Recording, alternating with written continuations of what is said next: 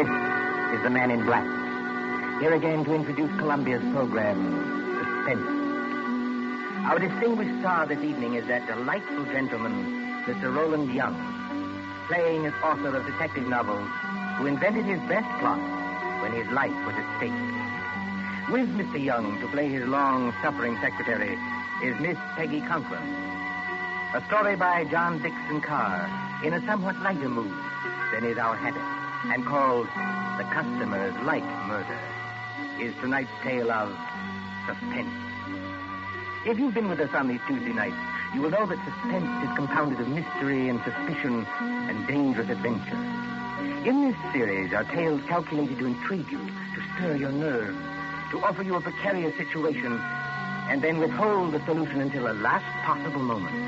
And so with The Customer's Like Murder and the performance of Roland Young, we again hope to keep you in suspense. On a hot summer night in a village on the east coast of England, a famous writer of detective stories is dictating to his secretary.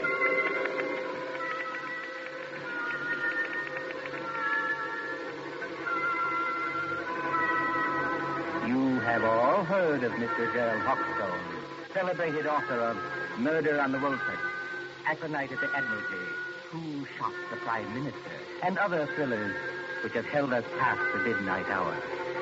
You have followed the exploits of Pendleton King, diplomat detective. Gerald Hawkstone lives quietly at Deal with his friend Dr. Roberts nearby in case he should need medical knowledge. And his pretty, if somewhat pert Canadian secretary, Miss Patricia Phillips. Gerald Hawkstone would be a happy man, even in wartime, if it were not war. You got all that, Miss Phillips? Yes, Mr. Hawkstone. Good. New paragraph. Yes, Mr. Hawkstone. At the head of the great banqueting table, comma, the Lord Chief Justice staggered to his feet, full stop. His face was a ghastly whitish color, and his eyes had become glassy. Is he drunk, Mr. Hawkstone? No, Miss Phillips, the Lord Chief Justice is not drunk. Sounds pretty cockeyed to me. For your information, Miss Phillips, the Lord Chief Justice has just been poisoned with curare because he discovered the identity of the master criminal. Is that clear? Yes, Mr. Hawkstone. But I wish you wouldn't do it. Do what? Well, in the last 4 books, Mr. Hawkstone, you have shot the Prime Minister, killed the Lord Chancellor with an axe, poisoned the Home Secretary, and blown up the First Lord of the Admiralty. Why don't you stop picking on the poor government and murder somebody else for a change? The Lord Chancellor, Miss Phillips, was not murdered with an axe. No, Mr. Hawkstone? Definitely no. He was beamed with the Great Seal and found dead on the Woolsack. And there's another thing, Miss Phillips. Whether you talk like this because of a dense vacuum in what we will charitably call your mind... Really, Mr. Hawkstone? Or whether you are really making out what you might define as hot cracks, I don't know. But I don't want any more of it, do you hear? Just as you please, Mr. Hawkstone. Oh, Lord, where was I? His face was a ghastly whitish color, and his eyes had become glassy. Sounds like me.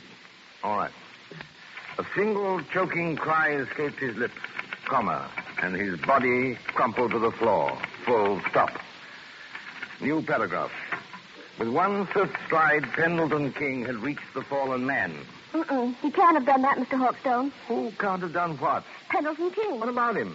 Well, on the last page, you had him sitting at the foot of the table. So he can't get there in one stride, unless you want him to sail across the room like a kangaroo.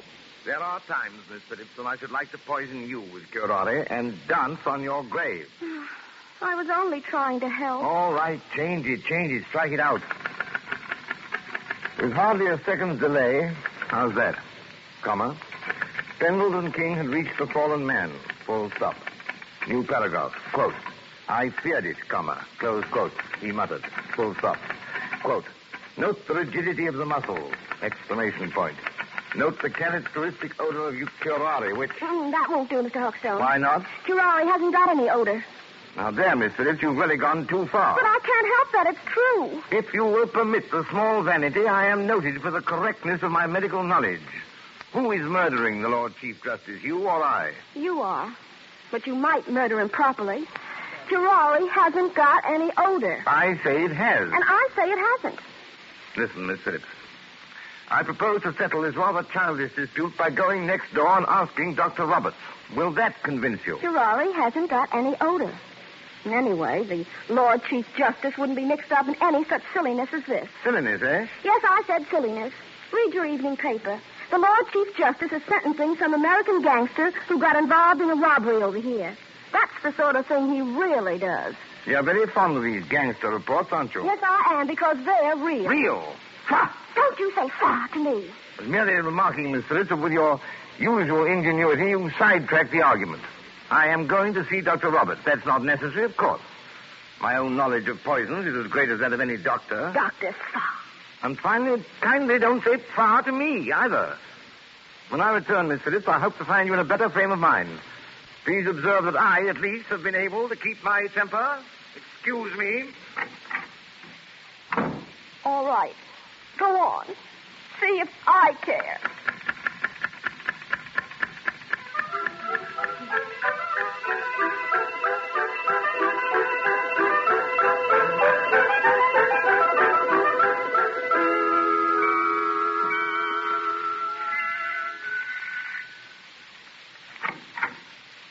Oh, excuse me, but... Good evening, Mr. Hawkstone. Good evening, Mrs. Roberts. May I come in? Of course. Mind the blackout curtains. My, isn't it hot and stuffy tonight? Rather close, yes. Is the doctor in? I'm afraid he isn't, Mr. Hawkstone, but I expect him back any minute. Oh, out on a call? No, I'm almost certain he isn't, because that's his medicine case and stethoscope there on the table. I think he's just gone up the road to get some tobacco. Do you mind if I wait? Not at all. But you will excuse me if I run along. I promised Mrs. Anderson I'd drop in there. It's her neuralgia again, and I'm terribly late already. Oh, don't let me detain you, Mrs. Roberts. Go right ahead. I'm afraid you'll have to wait in George's consulting room. I've got most of the house dark, so I could keep the windows open. You know which room it is? Yes, I could find it blindfolded. Oh, and I wonder if you take the medicine case and stethoscope and drop them in the consulting room. George is so careless, he lets them lie about anywhere. Medicine case? Stethoscope, yes. As a matter of fact, I've always wanted to hang one of these things around my neck like this. Look almost like a doctor, don't I? Good night, Mrs. Roberts. Good night, Mr. Hawkstone. See you later. So what I write is silliness, eh? And I don't know anything about poisons. And I call her Miss Phillips instead of Patricia. Here we are. Now, where's that light switch? Good Lord. Go on in, Doc. Close the door. Who the deuce are you? You want to keep healthy, Doc? Just do what you're told. Come in and close the door. Is that by any chance a revolver you're pointing at me? There ain't no cigarette case. I'm warning you. Well, I'm hanged. I've done it 1,000 times in stories, but I never thought... Don't drop that junk you're carrying either. You're going to need it, Doc, when you come along with me. Come along with you? Where? Just to see a guy, that's all. To see a... Oh, wait a minute. You don't think I'm the doctor? Now, look, Doc. I ain't got any time for gags, see? The boss says to bring you, so I bring you. There'll be a very sick man out there if you don't go. Yes, there'll be a very dead man out there if I do go. I tell you, old man, you're making a terrible mistake. Now, look, Doc. My name is Hawkstone. I live next door. I'm not a medical man, and I never... Somebody's coming. Miss Phillips. Now then, Dr. Hawkstone, just look here in the encyclopedia. So you ain't the doctor, huh? That's done it. Just a real old-fashioned kidder, ain't you? Oh. Now, you keep quiet, lady. You know it's good for you. I know you. I've seen your picture. You're a big Louis Miller. Pretty smart man you got here, Doc. Listen, Mr. Hawkstone. Take it easy, Miss Phillips. Big Louis Miller and Slaps Kelly. Slaps Kelly is the gang leader. Well, we're supposed to be friends of this gangster who's on trial in London now. But I hadn't heard they were in England. No, lady. Neither is anybody else. No, well thought it. Who is this dame, Doc? Your nice? No, she's my secretary. She doesn't know anything about this. She seems to know too much about it, if you ask me. Come on, lady. You're going with us. Going? Where? Just for a little ride, lady. Just for a little ride.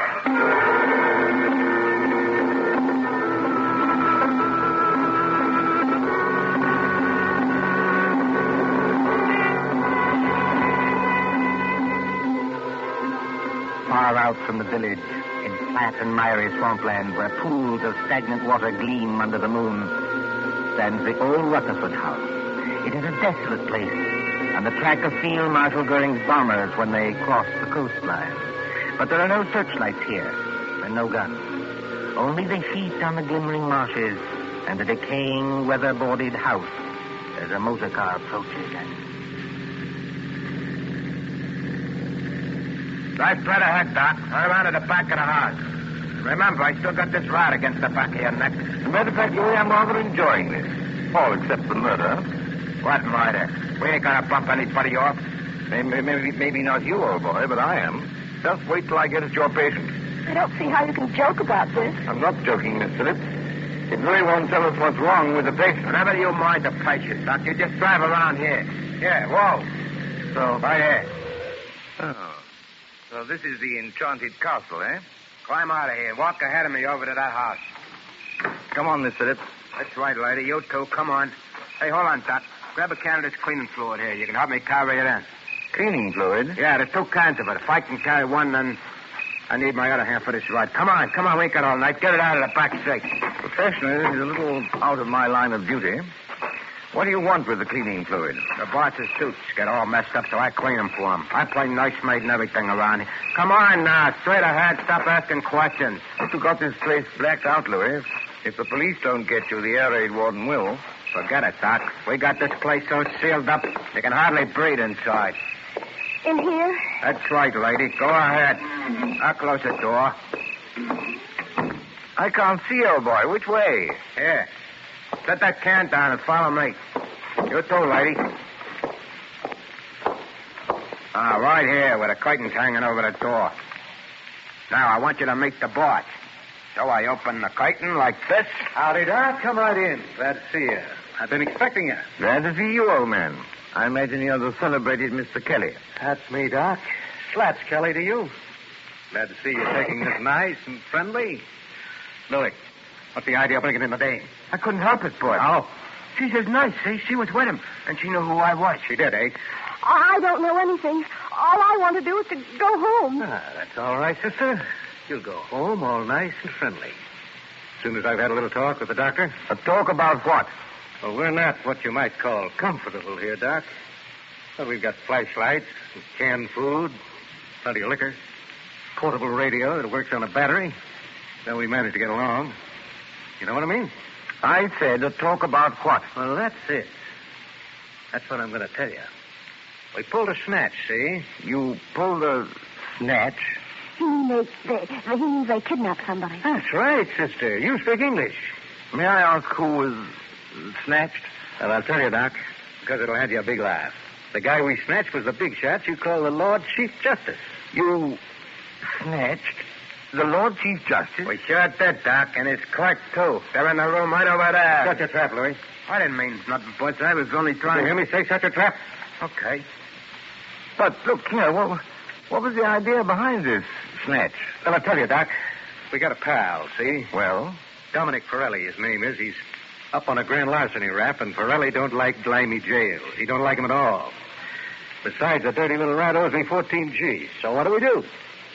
Snatch the Lord Chief Justice, apparently, but why? Because the mouthpiece back home tells me long ago that a man can't be sentenced except for the judge that tried him. And the Lord Chief Justice is the judge who tried Dominic Forelli, is that it? That's right, Doc. But it ain't the main thing. This Chief Justice is a pretty important guy, see? So what do? We write to the cops and say, now look, we got the old bird in a place where you'll never find him, and if you want to keep things nice and friendly, just spring Dominic Forelli. Spring him? Turn him loose. Sure. Spring Forelli, and you'll get the old judge back in one piece. If you don't do it, you'll get him back with his head as full of holes as a Swiss cheese. And we're not kidding. This is horrible. I can't stand it. Take it easy, sister. Take it easy. You know, Slats, I admire you tremendously. You do, Doc. Why? Because you've invented a crazier idea than I ever did. Just what do you mean with that crack, Doc? You don't honestly think the government will make a bargain with you. I sort of think they will, Doc. I sort of think they will. But what if they don't? And it'll be just too bad for a lot of people. You know what I mean? Well, wouldn't I like to give that judge a going over? Louis got a sort of a grudge against the old guy, Doc. Well, wouldn't you have? Louis is temperamental, see? He gets bored easy. So he says to the old guy and his clerk, he says, can you play poker? Just says, sure. So they play poker from 6 in the evening to 5 in the morning. And what do you know? If the old judge don't win all Louis' dough. They rung in a cold deck on me. That's how they done it. They're a couple of crooks. Are you accusing the Lord Chief Justice of playing poker with marked cards? He won my dough, didn't Shut he? up, Louis. Okay, boy. Not that I blame Louis much. The things I've had to take from that judge. Well, that's where you come in, Doc. I was just wondering about that. Which of one of them is... Hurt? There's nobody hurt. Not yet. Then what the devil you want with me? I want them kept quiet so they don't keep trying to escape. We can't get tough with them, not until I get Forelli and my 14 Gs. And I want you to give them a hypodermic or something that'll keep them out cold for 2 days. Can you do that? Why, yes, I don't know. I suppose I could. Oh, no, for heaven's sake, be careful. Now, what do you use to dope them? Well, under the circumstances and considering all the factors involved, I think I should use morphine. You got any morphine in that black satchel? Oh, yes. Plenty of morphine. I always go about equipped for these little emergencies. Well, then open the satchel. Come on, open it. Well, there you are. Dozens of little bottles, anyway. Now then, Doc, which one of them bottles is the one that has the morphine in it? The fact is, Flats... Come on. Which one is it? Listen, boss. Louis, how many times do I have to tell you to shut up? Yeah, but it's the midnight news. The news on the radio. You said you wanted to hear it. It's after midnight now. Why didn't you tell me? It's all right, boss. I switched the radio on. Well, then keep quiet, all of you. A couple of seconds now, you're going to hear some mighty sweet news. I wonder. So do I. Quiet. The Lord Chief Justice. Hey, that's us, Anna. The kidnappers, stated Superintendent Hadley of the CID, seem to entertain a belief that no sentence can be passed on a criminal except by the judge who tried him. Whatever may be the law in certain American states, this is not the case here. Dominic Forelli, alias Dominic Stevens, was today sentenced by Mr. Justice Stoneman to 14 years hard labor and this evening entered Dartmoor prison. Why, that... One moment, please. Take it easy, boy. Take it easy. Kelly, he's as white as a ghost, and his mouth is twisting back as though... Here is the bulletin just received. Scotland Yard flying squad cars, assisted by the constabulary of the county, which for obvious reasons cannot be named, are closing in on the two kidnappers, believed to be men already wanted in the United States for murder. Should anyone who has any further information about these men, whose descriptions follow, communicate with New Scotland Yard, telephone number Whitehall 121... Wait till I get my hands on it. That's all right, boss. Everything's all right now. I turned it off. Can't do more than turn it off, Louis. I'll fix that thing. Hey, what are you going to do, boss? Hey, don't bust the radio. There.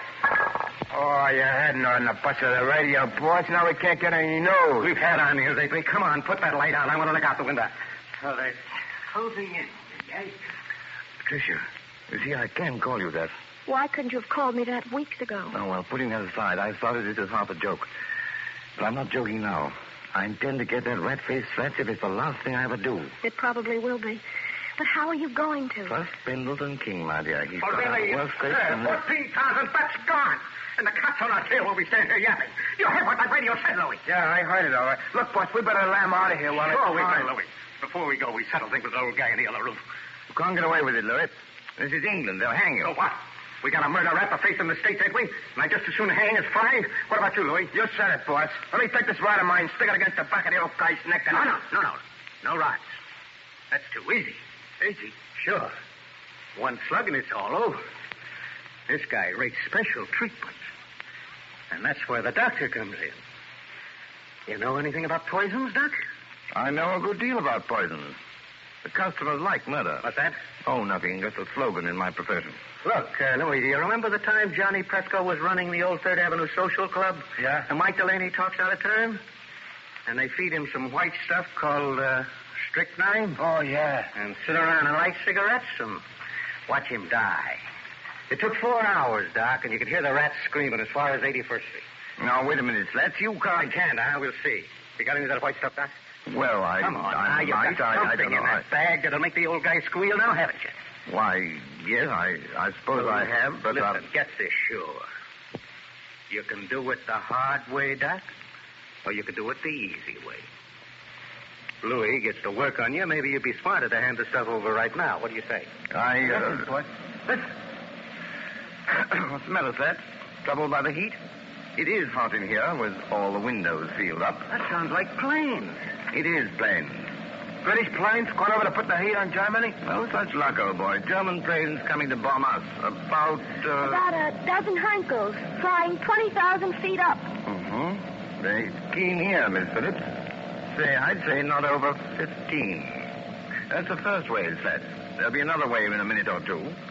But you needn't be alarmed. They're going somewhere else. They only... Louisa! The way I heard you brought them under the table already. Only a little visiting card set and fully a quarter of a mile away. Pull out that light, Why Louis. bother? Pull that curtain back off the window. Yeah, but what's it? See what you can see. Okay. Do what I tell you, right? All right. Hey, check that thing. The sky's black as pitch. Oh, look over there. Well, what is it? It's a light, boy. Funny kind of a white light. Up there over the trees. It's not very steady. It starts and then dims, and then it starts and dims. Only a basket of incendiary bombs, Louis. Incendiaries, eh? What is it, Jerry? Have you got an idea? Louis, this is just what we've been waiting for. Those Scotland Yard cars are going to get held up until we can settle things with those guys in the other room. Come along with me, Doc. Why don't you two lugs get smart? Jerry. What's that? You don't want to have your neck cracked on a rope, do you? Or burn in the electric chair back home? What are you getting at? Why not take advice from somebody who's been killing people in a professional way for 15 years? I'm not in the mood for gags, Doc, but keep on talking. This Lord Chief Justice and his clerk, what do they look like? Well, the judge is a little guy with a bald head like me.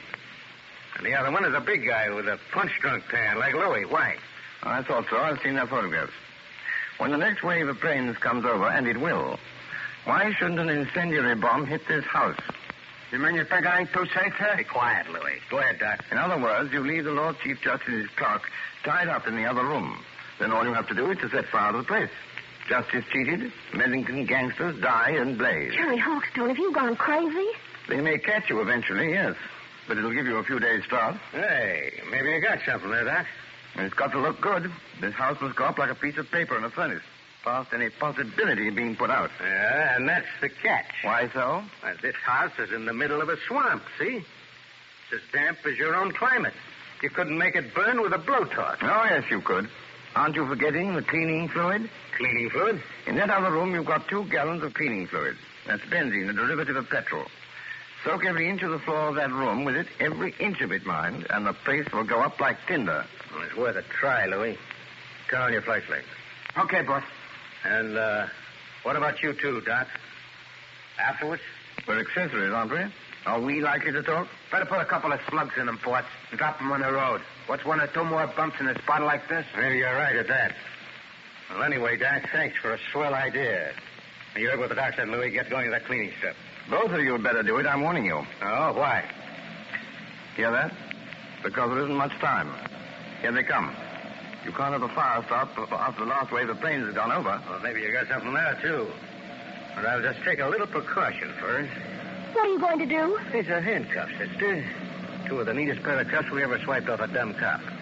Now, I'll just lock your arms around the back of the chair, like this. And the doc's arms around the back of his chair, like this. And we'll get going. Come on, Louis, through the curtain. Okay, I'm coming, boss. Bye-bye, Mr. Hawkstone. And your lady fun. Be seeing you in the funny papers. Go in the morgue.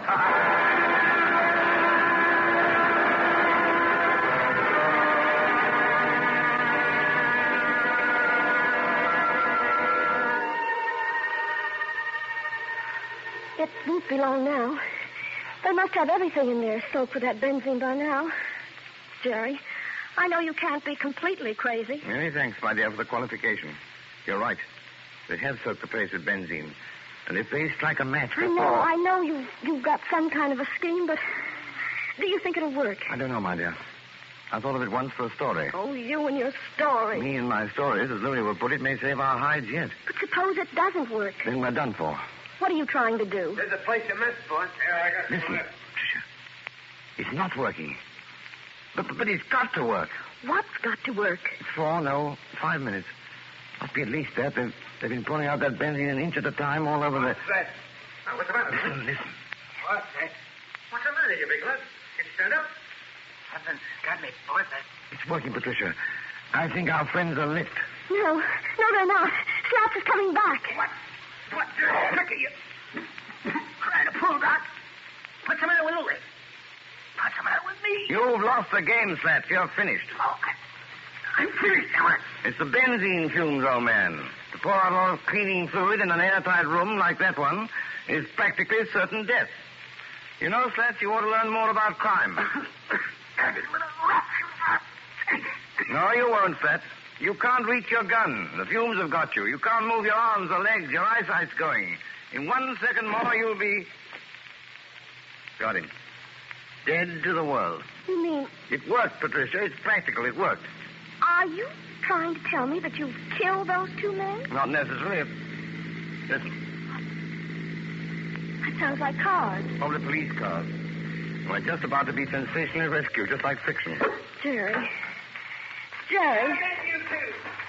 Come on out of there. Come on in and get us, you lug. Don't talk like Louis or we'll get a bullet through the head yet. Yes, that is a thought. Well, we're prisoners. We're victims. This way, please. Mr. Sergeant, and I was never so glad to see a uniform in my life. Here now. What's going on in this place? Louis Miller knocked out in that room?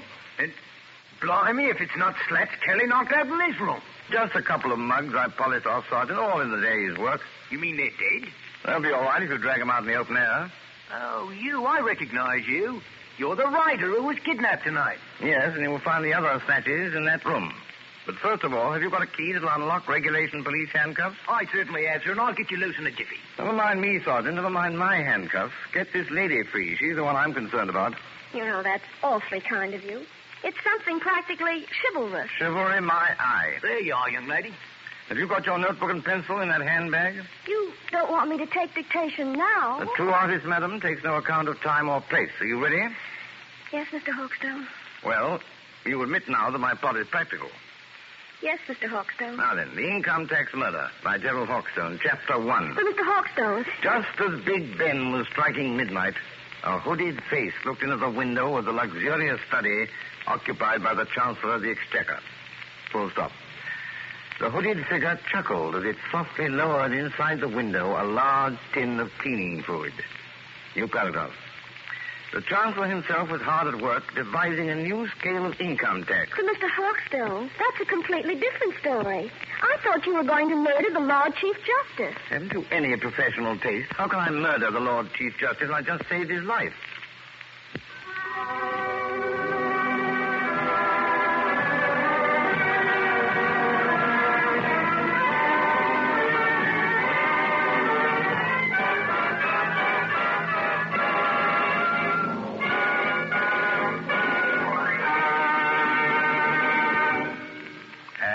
So ends The Customer's Light Murder, starring Roland Young with Peggy Conklin. Tonight's tale of suspense. This is your narrator, the man in black, who conveys to you Columbia's invitation to spend this half hour in suspense with us again next Tuesday, same time, when our story will be The Dead Sleep Lightly.